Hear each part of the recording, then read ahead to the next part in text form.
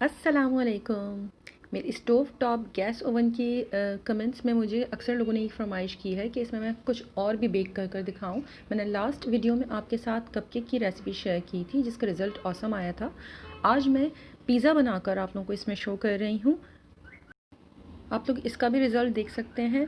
Recipe start करने से पहले अगर अब तक आपने मेरे चैनल को सब्सक्राइब नहीं किया तो प्लीज़ सब्सक्राइब कर लीजिए। तो आइए शुरू करते हैं। पिज़्ज़ा बेस बनाने के लिए मैंने बोल में लिए हैं 2 कप भरकर मैदा। साथ ही इसमें शामिल कर दीजिए 1 चाय का चम्मच भरकर इंस्टेंट ईस्ट पाउडर। इसे पहले से घोल कर रखने की ज़रूरत नहीं होती है। आधा चाय का चम्मच नमक, 1 चाय का चम्मच रेगुलर शुगर। चीनी की हेल्प से ईस्ट बहुत जल्दी एक्टिव हो जाता है। साथ ही इसमें मैं 2 खाने के चम्मच के बराबर मिल्क पाउडर ऐड कर रही हूँ। अगर आपके पास नहीं है तो आप रेगुलर दूध भी इसमें शामिल कर सकते हैं। जिस पानी के साथ आप इसे गूंदेंगे उसके अंदर तकरीबन आधा कप तक दूध शामिल कर लीजिए। और सबसे लास्ट में इसे 3 खाने के चम्मच तेल शामिल कर कर पहले अच्छी तरह से तमाम इंग्रेडिएंट्स को मिक्स कर लीजिए। इसके बाद आप इसे पानी के साथ बहुत ही सॉफ्ट आटा गूंदना है। मैं यूजुअली लास्ट फ्यू वीडियोस में अपना मशीन यूज़ कर रही थी बक्का ब्रेड और चिकन ब्रेड की रेसिपी के लिए। अगर आप चाहें तो इसी तरह से उसे मशीन के साथ भी गूंद सकते हैं, बट मैं आज आप लोगों को हाथ से बनाना इसीलिए बता रही हूँ कि आप सेम वो वाली रेसिपी को फॉलो भी करेंगे तो इस तरह से आप हाथों के साथ आटा गूंद सकते हैं।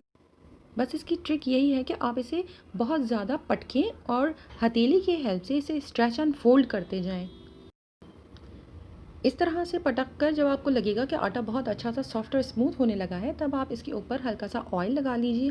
बोल में भी चारों तरफ ऑयल लगा दें और इसे कवर कर कर इतनी देर तक रख दीजिए कि ये राइज़ हो जाए।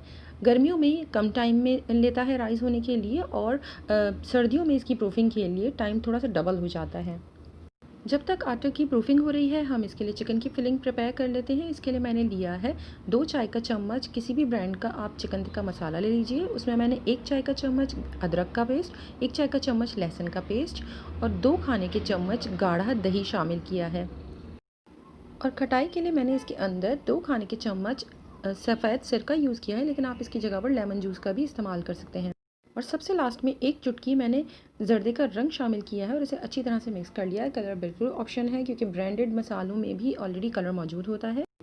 तमाम मसालों को अच्छी तरह से मिक्स करने के बाद आप इसमें बोनलेस चिकन के छोटे छोटे से क्यूब्स ऐड कर दीजिए। मैंने यहाँ पर एक ब्रेस्ट फिले लिया है चिकन का और इसे मैं इस मसाले के साथ अच्छी तरह से मैरिनेट कर कर तकरीबन 20 मिनट के लिए छोड़ रही हूँ।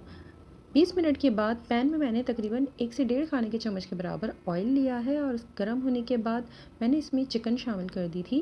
थोड़ा सा चम्मच चला लें और इसके बाद आप इसे कवर कर कर कुक होने के लिए इतनी देर तक छोड़ दें जब तक कि ये मुकम्मल ड्राई हो जाए, क्योंकि चिकन भी अपना पानी रिलीज़ करेगा और दही भी पानी छोड़ेगा। मैंने सेम मसाले वाले बोल में तकरीबन 1/4 कप तक पानी शामिल किया था और उसे भी घुमाकर उसके अंदर डाल दिया था। अब इसे आप कवर कर कर हल्की आंच के ऊपर कुक होने के लिए छोड़ दीजिए जब तक कि ये कंप्लीट ड्राई हो जाए। मैंने यहाँ पर इसे कोयले का स्मोक दिया है, बिल्कुल ऑप्शनल है। अगर आप पसंद नहीं करते हैं तो आप इसे ओमिट कर सकते हैं। चिकन को थोड़ा सा साइडों में फैलाकर मैंने बीच में एल्युमिनियम फॉयल का थोड़ा सा बोल टाइप बना लिया था और उसके ऊपर दहकता हुआ कोयला रखा, थोड़ा सा ऑयल स्प्रिंकल किया और इसे कवर कर कर कुछ देर के लिए छोड़ दिया। यूजुअली हम पिज़्ज़ा बेस पर पिज़्ज़ा सॉस अप्लाई करते हैं, बट यहाँ पर मैं आप लोगों को एक डिफरेंट सी सॉस बता रही हूँ। मैंने यहाँ 1/4 कप चिली गार्लिक सॉस लिया है और इसमें मैं 1/4 कप प्लेन मेयोनीज़ ऐड कर रही हूँ और दोनों को बहुत अच्छी तरह से मिक्स कर लीजिए। अगर आप इसमें एक्स्ट्रा फ्लेवर देना चाहते हैं तो थोड़ा सा ओरिगानो या मिक्स हर्ब्स ऐड कर दीजिए और थोड़े से चिली फ्लेक्स भी ऐड कर दीजिए और तमाम चीज़ों को बहुत अच्छी तरह से मिक्स करें। इस सॉस के साथ आपके पिज़्ज़ा में एक क्रीमी टेक्स्चर आएगा। जब ओवन की फर्स्ट प्रूफिंग हो जाए और वो डबल हो जाए तब आप इसे बोल से निकालें और इसे हल्का सा नीट करने के बाद मैं इसे 2 हिस्सों में डिवाइड कर रही हूँ, क्योंकि इस ओवन के हिसाब से इसमें रेगुलर पिज़्ज़ा बेक होगा और इतने डो में आपके तकरीबन 2 पिज़्ज़ा आराम से बन जाएंगे। एक डो के साथ आप जब काम कर रहे हों तो नेक्स्ट हाफ को आप कवर कर कर रख दिया करें। मैंने पिज़्ज़ा पैन के ऊपर भी थोड़ा सा ऑयल लगाकर उसे अच्छी तरह से ग्रीस कर लिया है। अब रोटी को बेल कर आप पिज़्ज़ा पैन के ऊपर बिछा दीजिए। मर्ज़ी है, आप चाहें तो इसे हाथ के साथ भी ईज़िली स्प्रेड कर सकती हैं क्योंकि ये बहुत सॉफ्ट डो होता है। मैंने रोटी को पैन के साइज़ का बेल कर और इसे मैं पिज़्ज़ा पैन के ऊपर अच्छी तरह से स्प्रेड कर रही हूँ। थोड़ा सा साइड से आप ऊंचा करना चाहें तो कर सकते हैं। इसके बाद मैं इसे कांटे के साथ अच्छी तरह से प्रिक कर दूँगी, ये भी ऑप्शनल है। पिज़्ज़ा बेस के ऊपर हमें सबसे पहले सॉस अप्लाई करनी है। अच्छी तरह से जेनरस अमाउंट में आप सॉस अप्लाई कर दें। इसके बाद ग्रेटेड चेडर चीज़ लें और उसे स्प्रिंकल कर दीजिए। चेडर चीज़ के बाद चिकन के पीसेस जो हमने तैयार कर रखे हुए हैं वो इसके ऊपर बिछा दें और इसके साथ मैंने थोड़े से अनियन के स्लाइसेस लिए हैं।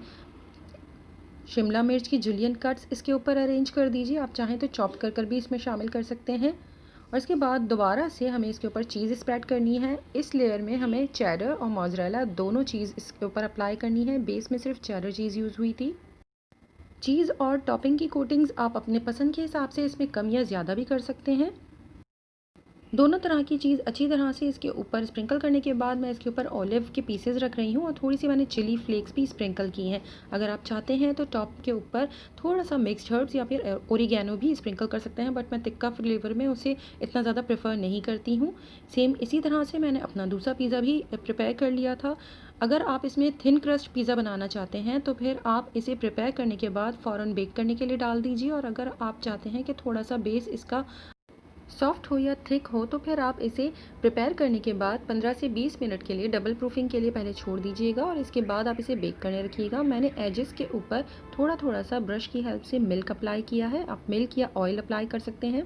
मैं जब चूल्हे के ऊपर जब पिज़्ज़ा बनाती हूँ तो मैं इसके एजेस पर ज़रूरी अप्लाई करती हूँ। इस तरह से अच्छा सा कलर आ जाता है एजेस पर, बट इस ओवन में इतनी कोई ख़ास ज़रूरत नहीं है, ये बिल्कुल ऑप्शनल है। ओवन को मैंने पहले से ही प्री हीट करके रख लिया था और इसके बाद मैंने इसके दोनों शेल्फ्स के ऊपर एक एक पिज़्ज़ा बेक कर लिया है। मैं आपको दोनों पिज़्ज़ाज़ की नीचे बेस दिखाना चाहूँगी। लोअर शेल्फ़ के ऊपर जो मैंने पिज़्ज़ा बेक किया था उसकी बेस का कलर बहुत ही प्यारा आया है, और जबकि जो अपर शेल्फ़ के ऊपर मैंने बेक किया है उसका कलर थोड़ा सा लाइट है। अगर आप चाहें तो लोअर शेल्फ़ पे से पिज़्ज़ा निकालने के बाद ऊपर वाले शेल्फ़ का पिज़्ज़ा 1 से 2 मिनट के लिए लोअर शेल्फ़ पर शिफ्ट कर दीजिए। पिज़्ज़ा का रिज़ल्ट भी इस ओवन में बहुत अच्छा आया है, जैसे कपकेक्स का आया था। अगर आप इसमें और कुछ भी सीखना चाहते हैं तो प्लीज़ मुझे ज़रूर बताइएगा। अगर ये वीडियो आपको हेल्पफुल लगी हो तो प्लीज़ मेरे चैनल को सब्सक्राइब करें, वीडियो को लाइक शेयर कमेंट करना मत भूलें। अपना और अपनों का बहुत ख्याल रखें। अल्लाह हाफ़िज़।